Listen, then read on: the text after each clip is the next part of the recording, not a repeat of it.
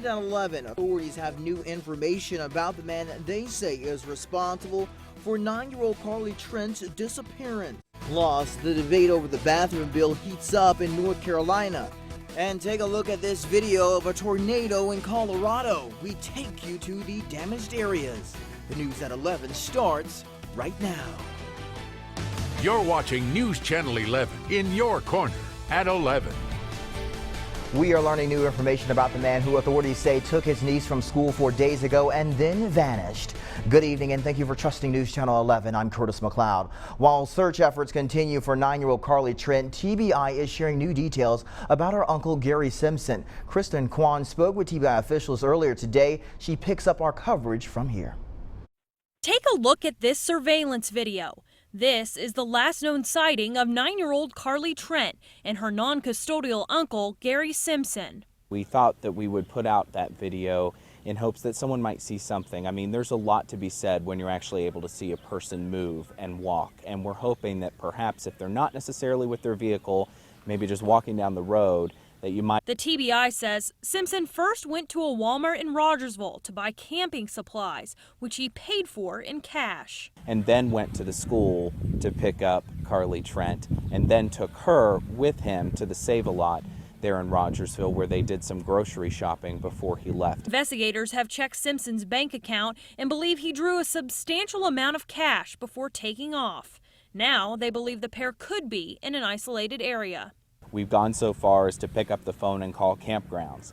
Everything from state parks to private campgrounds to mom and pop type campgrounds. Carly's pediatrician also stepping in, offering a $10,000 reward for Carly's safe return. It's an incredibly generous offer, and that's frankly what we need.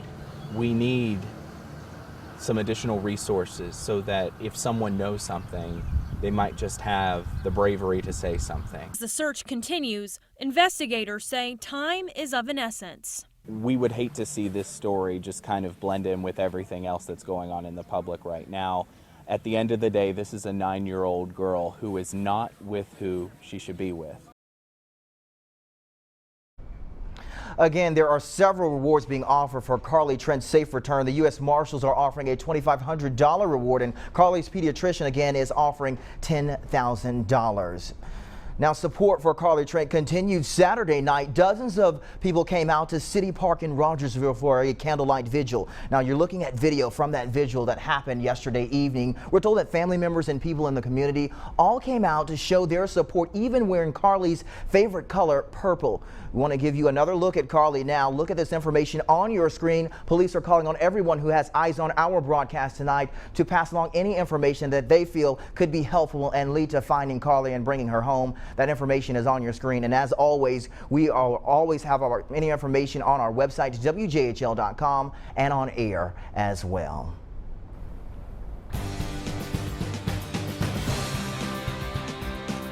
Looking at pretty clear conditions, however, a few scattered showers actually on radar right now as we speak. We're looking at some small amounts of rainfall there. As I zoom out, you can see there is more rainfall to the west. However, I don't think we're going to really get a lot of that rainfall here in the Tri-Cities. However, holding out a small chance for some scattered showers. General Shell Skycam giving you a look at downtown Bristol on your Sunday evening. Pretty quiet out there. Going to see a decrease in cloud cover as we go throughout tonight. 60 degrees the current temperature from the Tri-Cities Airport. So pretty mild out there as well. Beautiful, beautiful evening. Now, what you can expect, we're going to see a mix of sun and clouds tomorrow. Good news, the warming trend will continue, but our drier days in the forecast, I'll let you know that coming up in my full 7-day forecast. Curtis? All right, thank you so much, Callie. We'll check back with you in just a bit. We're tracking news now across America. North Carolina's House Bill 2 is under fire once again. The bill requires people to use the bathroom of their biological sex and not the sex they identify as. The U.S. Department of Justice says the bill violates the U.S. Civil Rights Act, and the state of North Carolina has until Monday to amend the legislation or face Title IX funding cuts. But some Republicans aren't backing down.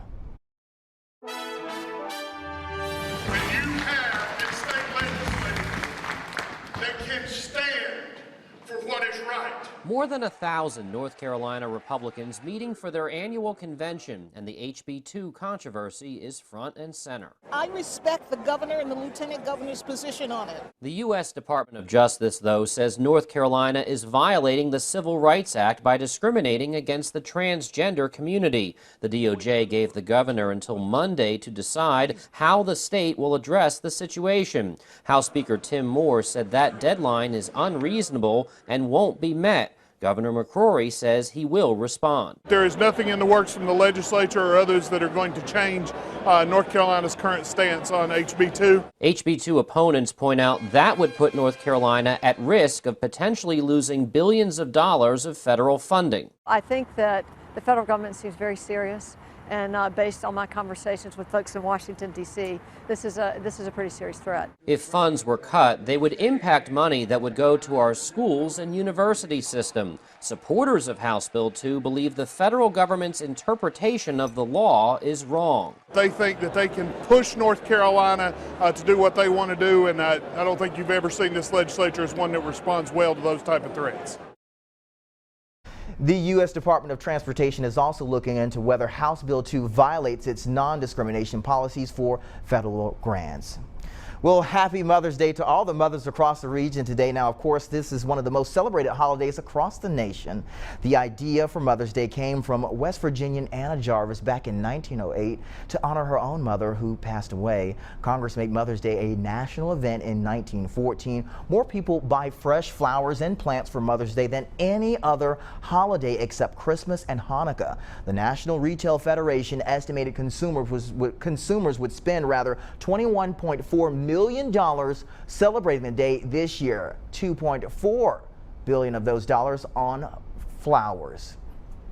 At one time, Valentine's Day was the biggest holiday in the flower business, but this year Mother's Day looks like the more popular holiday over at Roddy's Flowers in Johnson City. Owner Roddy Bird says they've sold over 350 flower arrangements. That's just this week alone. He says this is a lot more than what they've sold in the last couple of years. I always heard something since I was little. Not everybody has a Valentine, but everybody's got a mother. So that's why Mother's Day's, a little bit more special. In his 50 years as a florist, Roddy says he's seen the trends change, of course. Now this year, the biggest seller for Mother's Day are cut arrangements. Also celebrating Mother's Day is Pope Francis. The Pope spoke from his studio window overlooking St. Peter's Square at a large crowd of pilgrims and tourists, where he asked everyone to remember all mothers with gratitude and love. Severe weather devastates communities across the United States. When we come back, we'll take a look at some impressive video that you see right now on your screen of weather happening across America. We'll have those details on the other side of this break. And there's some more wet weather in the forecast, but our drier days ahead as well. I'll let you know that coming up in my full accurate storm team forecast right after the break.